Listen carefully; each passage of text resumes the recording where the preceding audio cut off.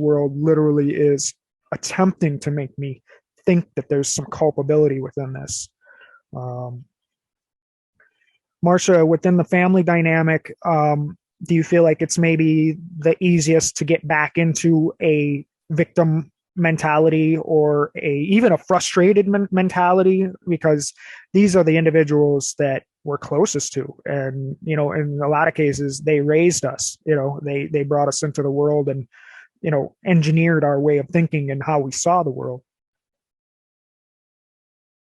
Yeah, I feel these last 2 years have really been a test to, can you remain in a frequency of unconditional love while your personality self or parts of yourself may feel victimized or ostracized, rejected by, the people that you care about most, and who, you may never have thought that that would come from those types of folks. And so how do you maintain that unconditional love frequency while having respect for yourself, for your own boundaries, for having respect for their path that, we talked about, everybody has the right not to know due to the law of free will.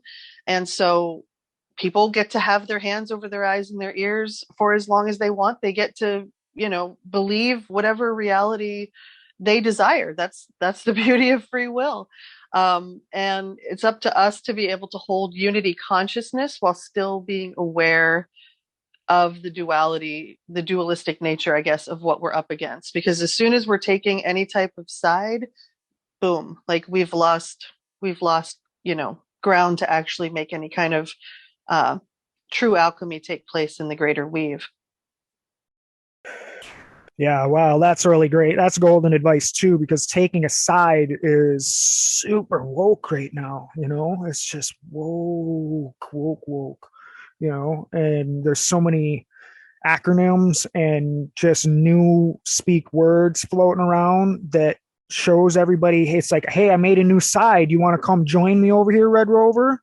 And everybody's like, yeah, I'm definitely that woke. Let's go over there. And this has been kind of it's an acceptance gauntlet for people who didn't even join those clubs back when they were in, primary education.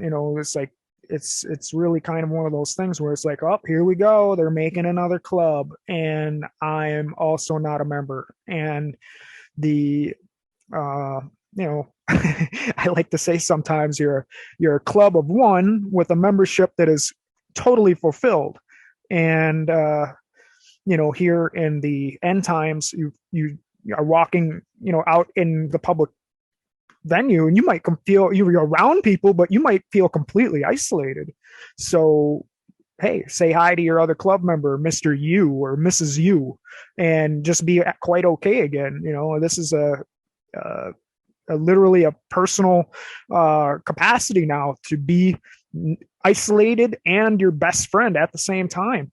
And that's literally a spiritual capacity right there. I mean, to be literally both things all in one. And that Well, goes, oh, go sorry, I ahead. didn't mean to cut you off. No, I was just going to say a lot of the people on this call, I think, have experienced that of being, the soul of one in a place, and how vulnerable and kind of overwhelming, and also how much you still have to hold the line and stand your ground and do the thing.